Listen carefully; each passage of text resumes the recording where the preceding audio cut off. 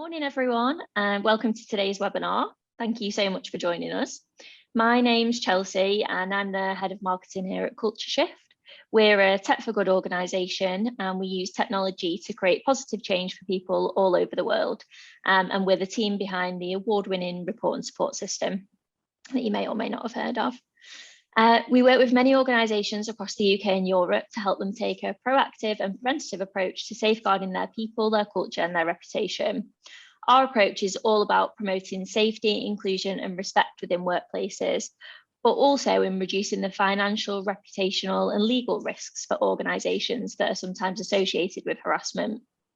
Today, we're going to be discussing the implications of bullying and harassment in the workplace, including how it impacts individuals and how it puts businesses at risk. I'm joined by Caroline Prosser, who's legal director at law firm Hill Dickinson.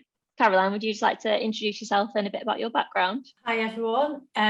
Yes, I've been at Hill Dickinson now for 16 years and I'm an employment specialist. I also have a specialism in investigation. So I go into companies and investigate bullying, harassment, discrimination, as well as all sorts of things like fraud and governance.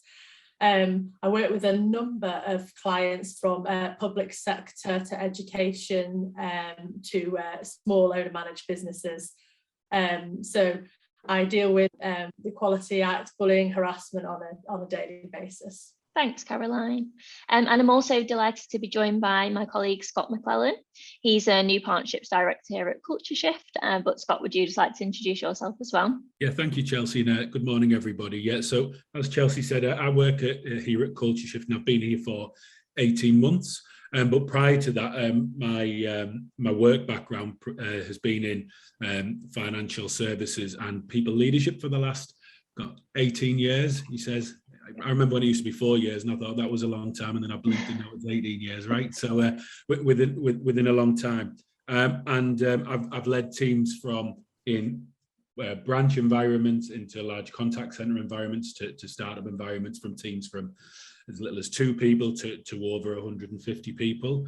And I'll share a little bit of my story as we go on, but I was a victim of workplace bullying, and I went through that process for about 18 months, which led me to having a breakdown within the workplace, and on recovery of that, really dedicated my leadership and work why to support and place workplaces to be the best they can be. And upon choosing to leave the corporate sector, found Culture Shift and their message. So, here to share with you a little bit of what we found in Culture Shift and my personal experience.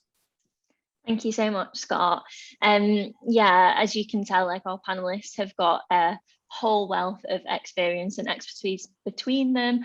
So if you do have any questions, either pop into your head during the session or at the end, just use the chat function and we'll do our best to get to those at the end of the session.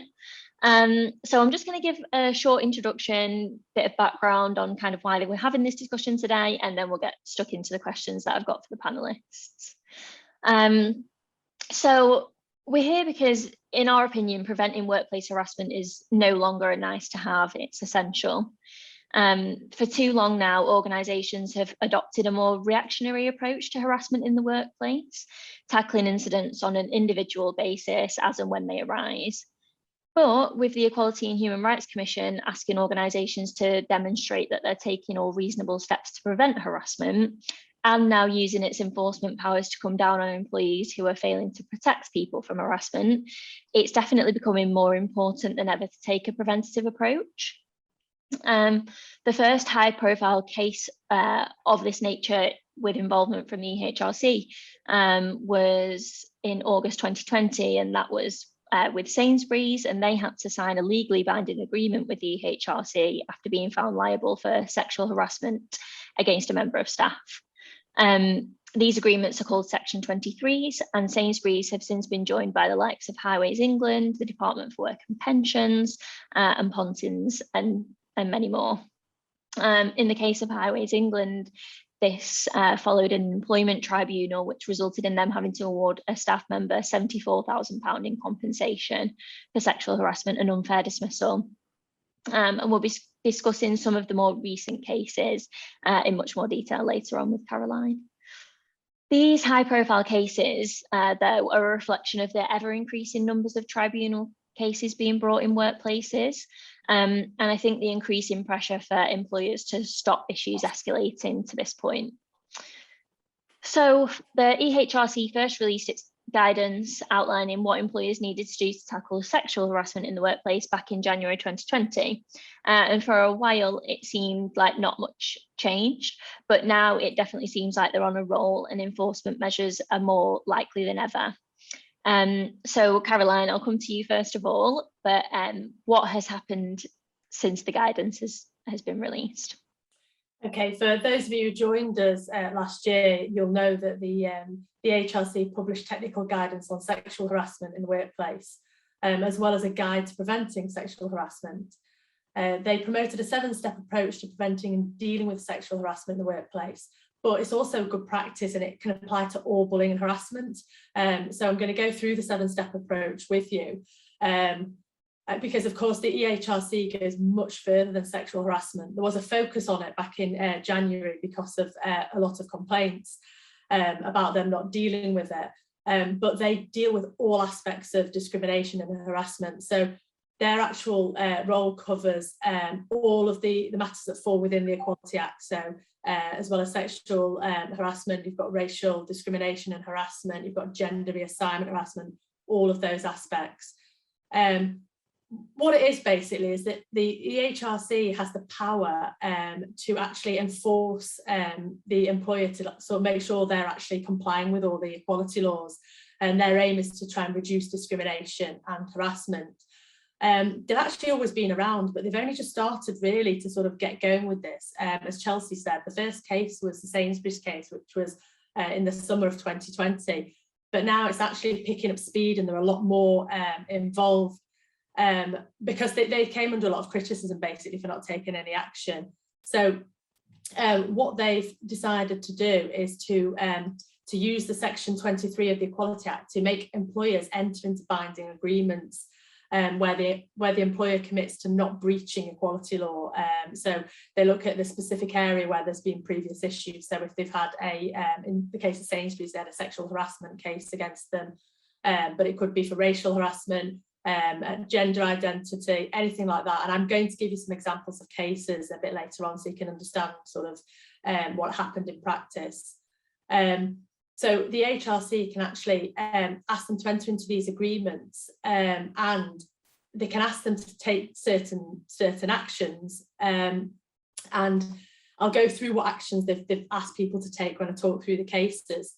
But if the organisation does not take those actions, then it enables the HRC to then actually take specific further action. So basically the agreement is to stop the HRC taking them to court, comply with the HRC Section 23 agreement, great. If not, we're going to take it further. So at the moment, the HRC currently have 28 agreements in place at the moment.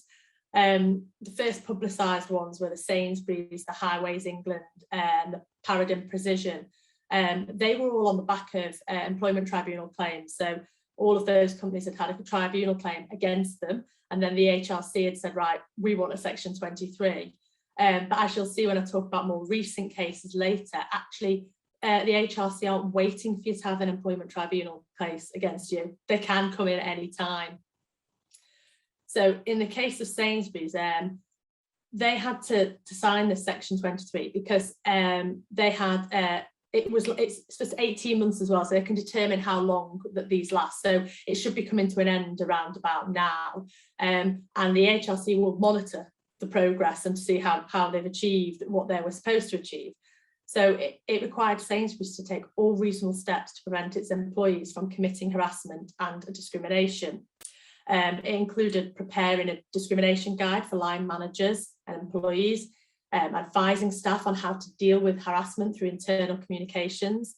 It insisted on Sainsbury's establishing a more effective training for its workforce, and Sainsbury's had to provide regular reports to the HRC on its progress to make sure it was keeping up to date. So in terms of Highways England, again, that was sexual harassment cases. A lot of this is why it started. Highways England were asked to implement a number of key measures. They were asked to put in a new respect at work policy. They were asked to update their e-learning modules on equality, diversity and inclusion. They had to make them mandatory training for all employees. They had to refresh recruitment and onboarding materials. They had to appoint equality, diversity and inclusion champions, a new redeployment policy, practical training, revising their escalation. I mean, I hope you can see by this that actually the EHRC can ask the employer to do anything that it feels will address.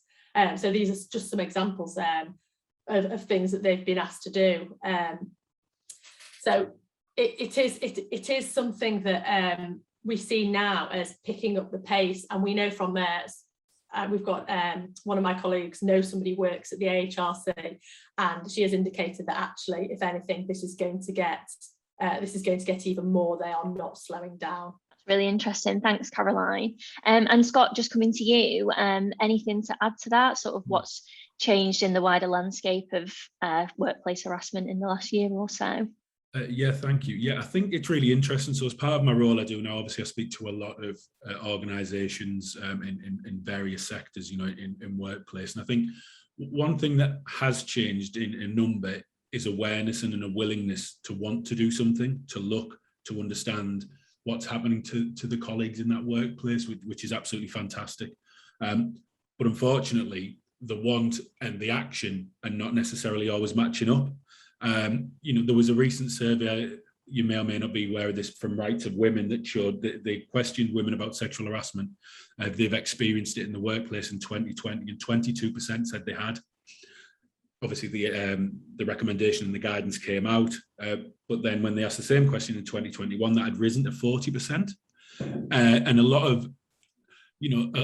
of unacceptable behaviour continues to happen, whether that be working at home, via Zoom, in the workplace, and of course with the big pieces hitting the news over the last year with the Sarah Everard case, Everyone's Invited, Black Lives Matter. Colleagues are becoming more aware of what's acceptable and what's not, and are really wanting to have that voice to be able to share with the organisation something that's happening. The other piece as well, and we'll come on to this in a moment, is I think there is a want there, but one of the pieces that I hope we do talk about, Chelsea, and we'll hopefully come on to, is about how do we change the processes. We've gone one way about this in workplaces for a very, very long time, i.e., and I'm sure a lot of you will recognise this, is if you experience something, speak to your line manager in the first instance, or speak to HR. If it doesn't improve, raise a formal complaint or a grievance through HR. That is the route, or speak to the IDE leads, and if that doesn't work, but all of it involves speaking to somebody, and that's not always the easiest route to take. So lots of good intention there, and I do think there is good intention. It's really good to see that the EHRC are taking that action, but there's definitely more that can be done practically at pace for organisations. Thanks, Scott. Yeah, I definitely agree with that, and we will come on to the processes part a bit later on as well, definitely. So, Caroline, you touched on the 7-step approach that the EHRC have outlined. So I know you wanted to kind of go over what those 7 steps are, but also I'm interested in your opinion on which of these steps have you seen in practice being the most effective at preventing bullying and harassment in the workplace? Okay, so first of all, obviously, as the lawyer, I've frightened everybody by saying what can happen, and the EHRC agreements are, of course, public, which is how we know about Sainsbury's and all the rest. However, what we can do is actually the 7 steps that the HRC put in relation to sexual harassment. They are good practice, as I say, for any forms of bullying and harassment. And actually, if we put those in place, we can avoid ending up in an agreement with the HRC in the first place. And these are steps I would advise all my clients to take anyway. They are best practice. But it is nice to have it sort of set out very clearly here. And I would say when you're thinking about which one step is best, all of them are necessary to be effective in preventing bullying and harassment. No one step can be taken in isolation, because some steps on their own aren't going to be enough for the HRC, and some steps aren't going to work without other steps being in place. So I'm going to talk you through some of the steps and give you sort of some examples of what you can do. So the first step, and this is a typical example of this being a very important step, but this is the absolute basic, and on its own it will never be counted as enough, is making sure you have an effective bullying and harassment policy. Okay, so effective, that's a strange, interesting word. I mean, what does that mean? You've got to make sure that it addresses your organisation. So it can't be a general template type policy. You need to bespoke it to your organisation. You also need to consider how you actually embed any new policies. It's not enough just to say to people, just to say, well, they're on our intranet, they could have read them. They actually have to be brought to the attention of the employees. You need to have in your bullying and harassment policy who is protected. You need to have statements that bullying and harassment would not be tolerated. You've got to have that harassment is unlawful. You've got to have a position that bullying and harassment or victimisation may lead to disciplinary action up to and including dismissal. And this includes protecting those witnesses who are involved in actually just being witnesses in cases that aren't their own. You've got to be really clear that you link any people falling foul of your policy as to the disciplinary policy. So what will happen if you fall foul of our bullying and harassment policy? You've got to look at stating about aggravating factors such as abuse of power over a more junior colleague, and that takes into account what kind of disciplinary action would be taken. Also put what isn't bullying and harassment, such as reasonable instructions from your manager will never constitute bullying and harassment. We have in the policies I do, we put clear examples of what bullying and harassment is. It should be relevant to the workplace and the working environment and reflect the diverse range of people that harassment may affect. We like to put the examples in because a lot of people don't necessarily equate bullying and harassment with, say, microaggressions. So having dealt with bullying and harassment for years, and I actually do I'm the external expert for the BBC's bullying and harassment cases, as well as doing it for a number of other organisations. And I always say bullying and harassment is very easy to deal with if somebody's come over, called someone a name outright, or they've been outwardly racist, or they've kicked someone, easy peasy. But it's very rarely like that. It's much more likely that it's microaggressions, much more likely that it's one-on-one, that it's very subtle, that it's to do with wearing people down. So don't just assume that everybody knows what bullying and harassment is. Put some examples in your policy. Make sure you address any third-party harassment, that you'll deal with that, so customers and clients, etc. I'll come on to that later. Include a commitment to review your policy at regular intervals and monitor its effectiveness. If you put a policy and then you don't review it, I mean, things change. I'll talk about cyberbullying later, but things move on. You must make sure you've reviewed it and see if it works. If you're getting lots of claims or it's not working, you need to review that. Make sure you cover all your organisation. Step 2 is really important. It's all about the culture. Okay, so there is absolutely no point having a policy that says you can make a complaint if you don't have the open door culture where speaking up is acceptable. You've got to be able to have that kind of culture where people can feel that they can make complaints, and we're not just talking about the so-called victim here, we're talking about everybody. Because there are many reasons why the victim themselves might not feel able to speak up about bullying, harassment and discrimination. They include the belief that it won't be taken seriously.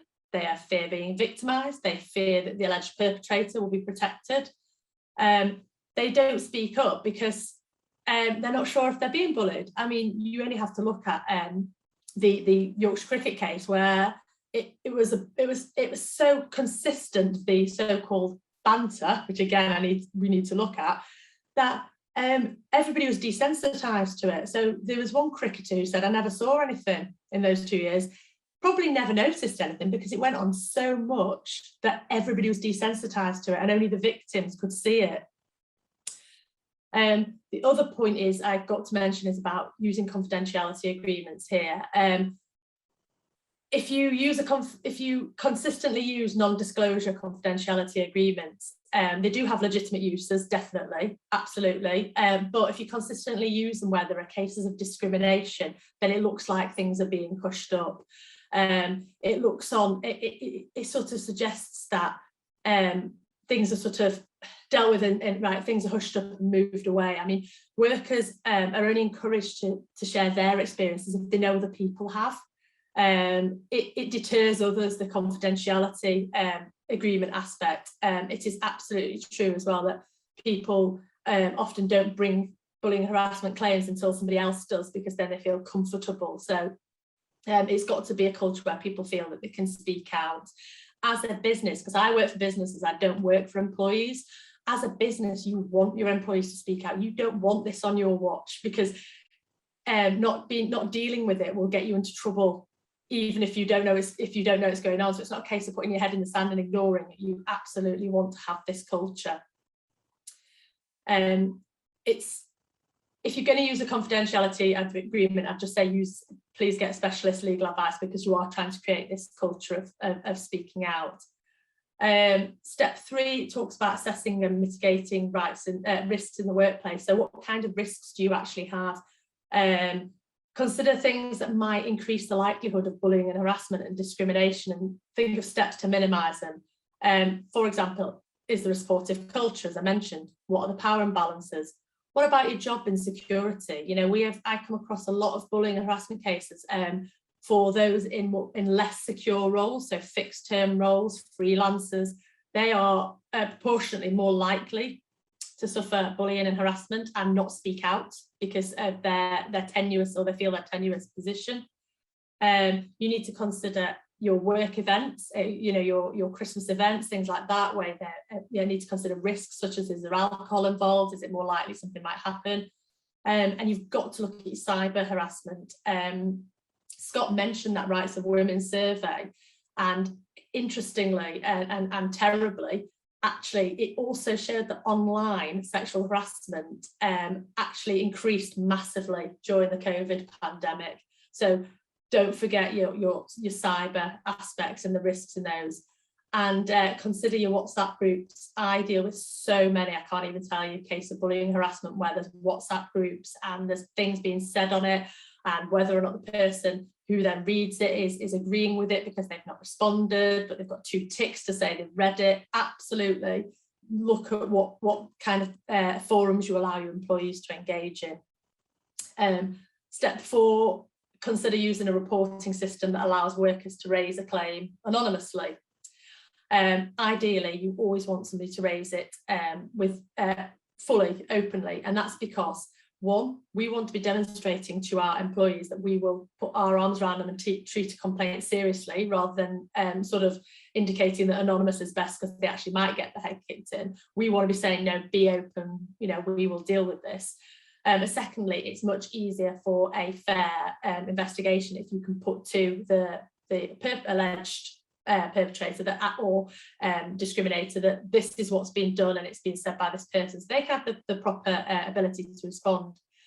However, because of other aspects, such as if you haven't got the culture right, for example, you might risk not hearing from them at all. So you're better having an anonymous system than nothing if you consider that people aren't speaking out.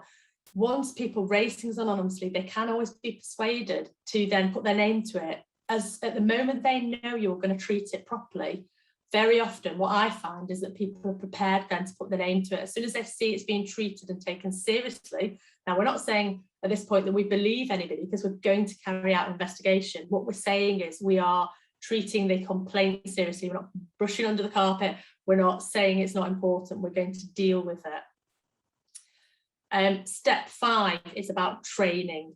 You have got to train your staff. This links on for the policy. If you have a policy and no training, you might as well not have a policy, because they don't. Tribunals don't like it, and neither do the EHRC. You've got to train your staff on what bullying and harassment in the workplace looks like, what to do if they experience it, what to do if you see someone else experience it.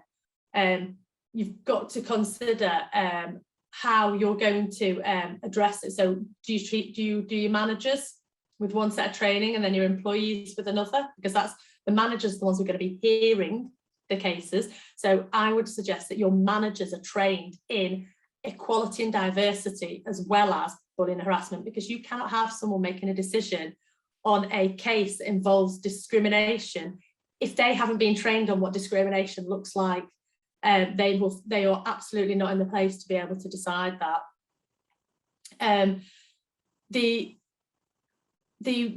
What I mentioned before about what bullying and harassment in the workplace looks like, you've got to include your banter, so-called banter, jokes, etc. I mean, I mentioned again the Yorkshire cricket case. They had an investigation that said that this happened, and they passed it off as banter. It is absolutely, you know, I mean, it was incredulous. I don't know if you all saw the Parliamentary Select Committee. So it is very, you know, banter is serious and just as damaging as anything else. It can damage victims' mental health. I know Scott will talk about this, but it can result in employees underperforming, and then that goes on to be a dismissal. You know, it affects it in more ways than just dealing with bullying and harassment.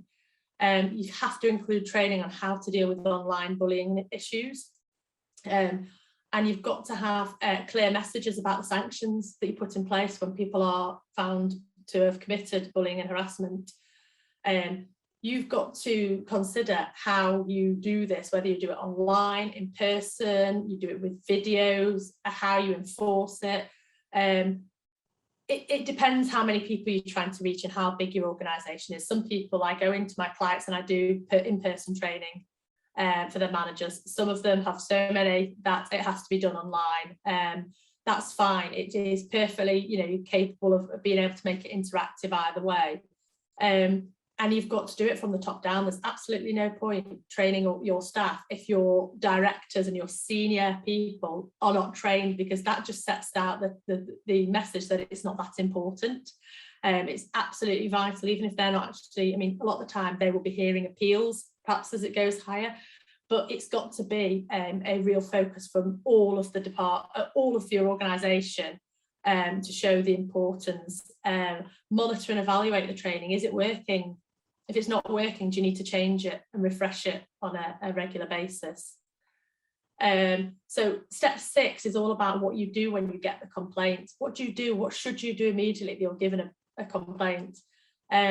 First of all, act immediately. Okay, don't wait. Take into account how the worker wants it resolved. Sometimes they might want it resolved informally. Sometimes they might not want it treated formally, but it's that serious, you actually have to treat it formally. I would say if there's any element of discrimination of any type, I would deal with it formally, even if the person bringing the complaint sort of says, okay, it's okay if it's informal. You want to be immediately demonstrating that you are going to deal with it. So you say, thank you for coming to me with that. Thank you for giving me that information. I will investigate this, or I will pass this to so-and-so to investigate, and you will be called to a meeting and we'll have a chat through to understand what the issues are, and then we can go on to investigate it with the people and any witnesses. Take it seriously, look like you're taking it seriously as well. Respect the confidentiality of all parties, because we don't know what the answer is going to be yet, so we have to respect everybody's confidentiality so we can all go back to work. Protect the person making the complaint from ongoing bullying and harassment if there's a risk. If they're in the same team, for example, but do not move your victim, okay? You need to move the alleged harasser. Now, at this point, we don't know whether bullying and harassment has been found or not, but if someone makes a complaint about discrimination or bullying and harassment and you move them, then you are actually victimising them, which is unlawful under the Act, okay? As well as it obviously being a sort of sign that you make a complaint and you get moved off. You move your harasser, okay? There's lots of things you can do, put them in different teams, different shifts, things like that. You don't necessarily have to suspend. It might be that you have to suspend if someone's a line manager, for example, but try and think of things first where you can just separate them, take advice. If a worker makes a complaint of harassment that may be a criminal offence, you should speak to the individual about whether they want to report the matters to the police and support them with this if they go ahead. One of the things I even more specialise in is sexual misconduct investigations, because they are very, very different in terms of you still have to do the investigation techniques, but you also have to have trauma training to actually be able to get the information and deal with it. And there are different rules. So with most employers, you can carry on your internal processes, even if the police investigation is going on. And you can come to your own decision, because our tests for an employer is balance of probabilities. The police test is beyond all reasonable doubt. So even if they're later found innocent and we've sacked them, that's still fair. That, you know, as long as we've done it right ourselves, it would still be fair and wouldn't make it unfair. But in some cases, such as universities, if the police have been informed, then the universities have an agreement that they don't deal with it if the police are dealing with it. So it depends on your specific organisation, but in any event, we always say to the employee, if you want to take this to the police, then we will support you. And always communicate the outcome in a timely manner. You know, don't leave people hanging. If you think let things go and delay too much without any updates, then you risk of people resigning and claiming constructive dismissal. Step 7 talks about treating harassment by a third party just as seriously as a colleague. You've got to protect your staff from your clients, your customers. You've got to make sure you take any complaints against them as seriously as you would if it was an employee. Take any steps to prevent any kind of harassment if you think there's any risks. Because the third party harassment, even by your customer or client, it can make you liable. Okay, so you've got to deal with it. You can't just think, well, it's them, it's that customer. Act as soon as someone deals with it. So really, you're not going to discipline the customer or client. So it's slightly different in terms of how you then, if you make a finding, how you go on from that. But in terms of investigating it, you should take the same sort of approach. So absolute minimum, I'd say, is policies and training. But on top of that, it's a culture. There's no point in having policies and training if your culture doesn't allow for people to speak up. And also, once you've done the investigation and found something's happened, don't then ignore it. Don't do a Yorkshire cricket. Thanks, Caroline. And yeah, that's all really, really good stuff. And I, completely agree with your point that you made at the start as well. That's just all good practice. And if organisations like that are on this webinar today can take that away and start implementing those steps, it's not only intended to prevent them getting into these legally binding agreements with EHRC, but it's just there to make their business better and protect their staff anyway. I just wanted to move on to the next question then. And Caroline, this kind of goes back to what you were talking about, and we're seeing more and more businesses having to sign that Section 23 agreement for their failure to protect employees. And we've seen the impact that can have on the individual with Scott's comments there, but are there any kind of more recent cases, Caroline, that you'd be able to comment on for us? Yes, there's been a few recent ones. I'll talk about Jaguar Land Rover, because this has involved not a sexual harassment code. This is about a gender fluid or non-binary person. It's quite a horrific tale.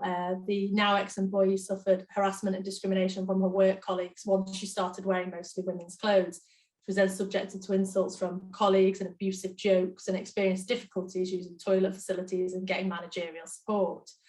So Ms. Taylor did resign from her position and took Jaguar Land Rover to tribunal.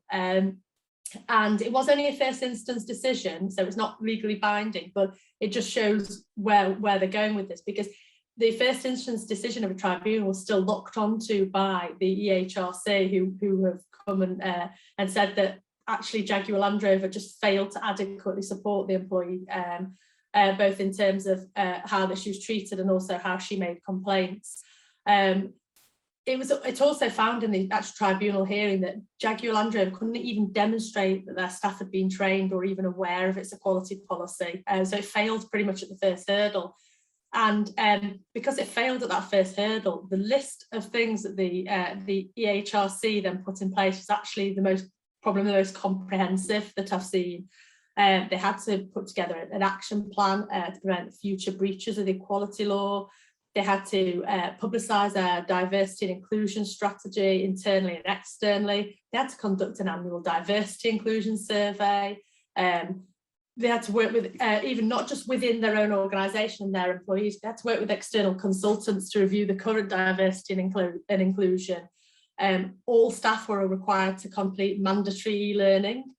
And they had to do that within 3 months of joining, and they had to have supplemental travel training for anybody who was a manager and senior leaders. They had to actually look at the, specifically because it was a transitioning case, they had to look at the transitioning work guidance and family policies to ensure that they reflected best practice for employees who were transitioning. They also had to update bullying and harassment, and they had to look at the sites, the manufacturing sites that the employees were actually on, to make sure they all had proper policies in place. And again, the EHRC are monitoring the actions, and if Jaguar Land Rover don't comply, then they will take them to court. The DWP is another recent case, and this is a case of race and age discrimination. So the employee was mixed Nigerian and Welsh, joined DWP branch in Caerphilly. She was the only non-white recruit and the only trainee over the age of 50 in her cohort. She was subjected to racist language, humiliated, discriminated against, while being repeatedly accused of stealing. The tribunal also found that the colleagues had breached her confidence after she'd reported feeling bullied. So they'd actually victimised her on top of that once she'd even got bravely gone and reported it. It then got worse for her. She then went on sick leave, and she was dismissed then for her actual sick leave. So she brought a claim, and the Employment Tribunal awarded her more than £386,000 in compensation. And they had the HRC came in to carry out to insist on an action plan to improve equality and diversity. They insisted that the DWP worked with ACAS to review diversity and inclusion training. They insisted that they worked with a government internal audit agency to review departmental processes for handling employment tribunal cases, and reviewing the grievance and dignity at work policies. And they also had to look at putting proper inductions in, and they were asked to actually introduce ambassadors for fair treatment across the DWP to provide additional support. East of England Ambulance Service was another recent case. This was to do with sexual harassment, and they actually found that despite the fact that the ambulance service had provided board members with managing allegations training and making changes to safeguarding policies around safer recruitment and suspension, they actually hadn't been able to demonstrate that the work that they'd done to make sure there wasn't risk in any other areas of the business. So they trained the managers, they trained them in respect of who you could and couldn't employ, looking at their past, but then that's all they've done. So they hadn't sort of continued that throughout the life cycle of the employees. So they've had to do a number of acts, very similar, lots of training, staff surveys, reviewing policies, actually developing workshops for board and senior managers, particularly on sexual and predatory behaviour, risk assessments, and specific training for managers as well as the employees.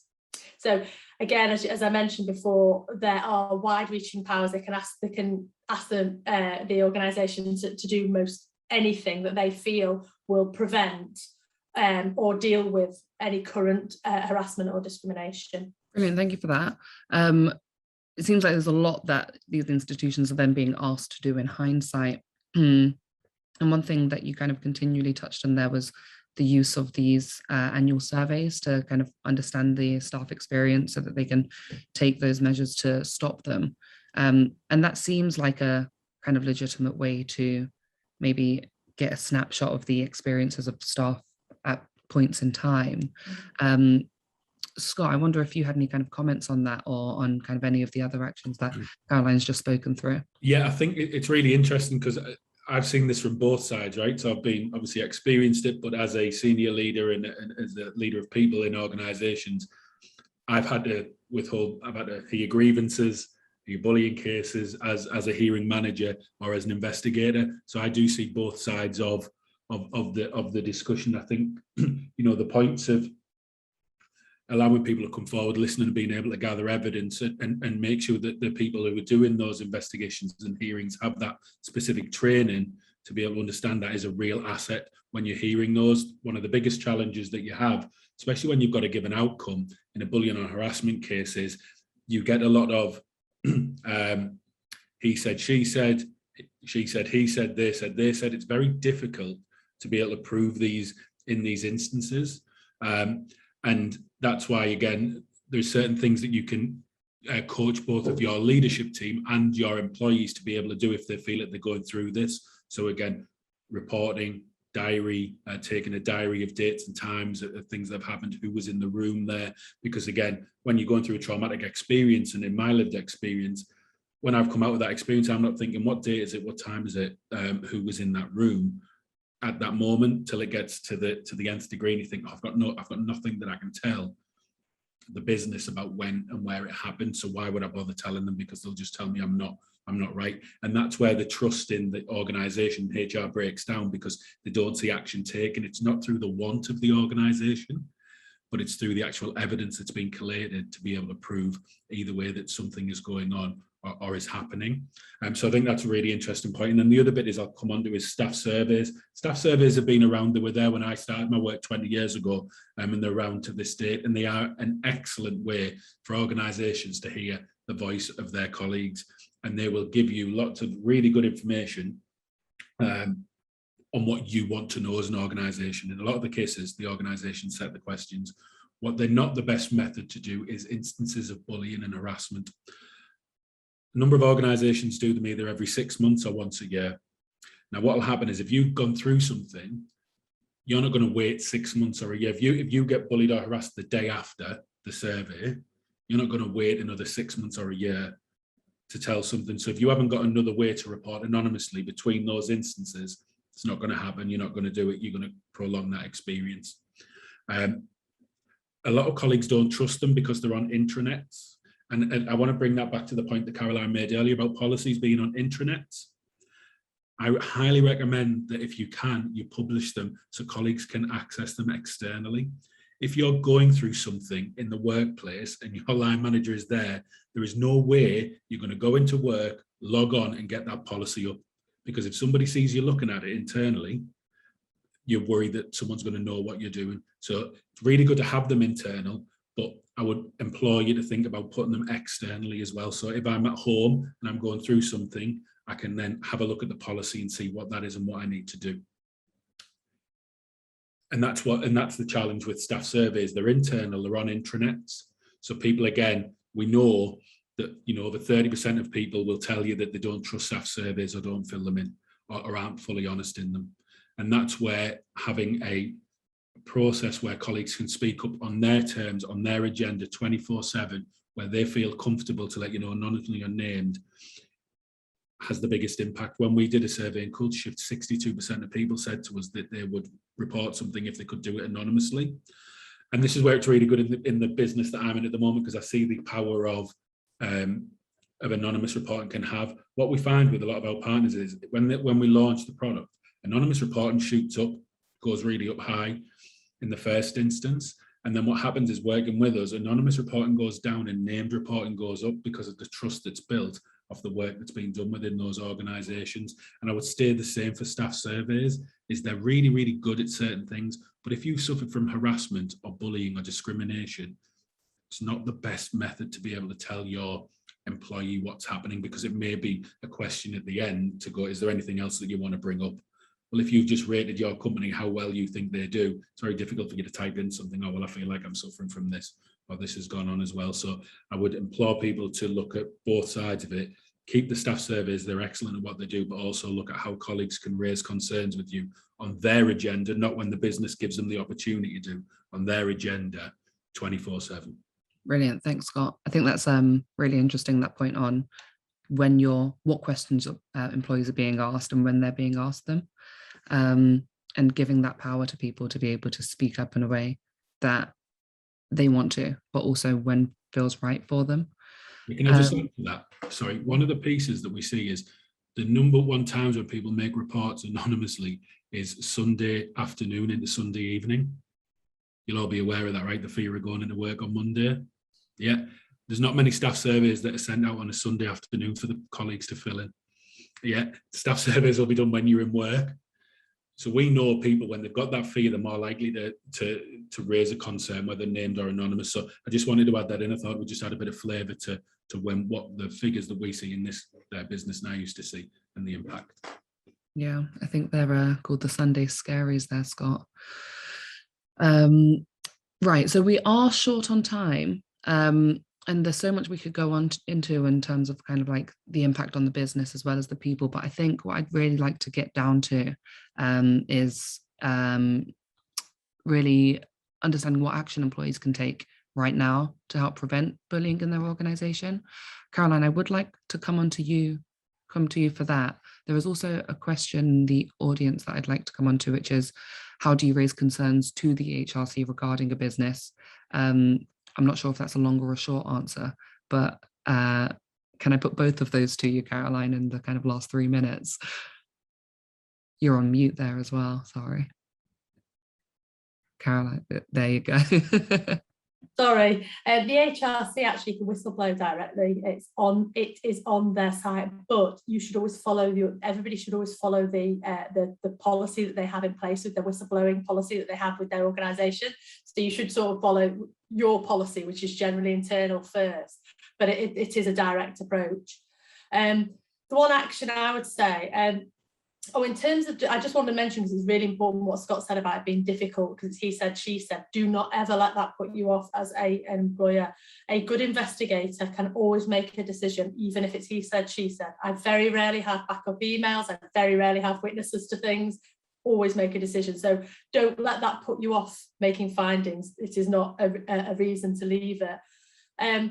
My takeaway for this would be to demonstrate a zero tolerance approach to any forms of bullying and harassment. So all the policies and the training in the world are not going to make a difference if there's no action taken, or people are desensitized to the kind of behaviours that go on.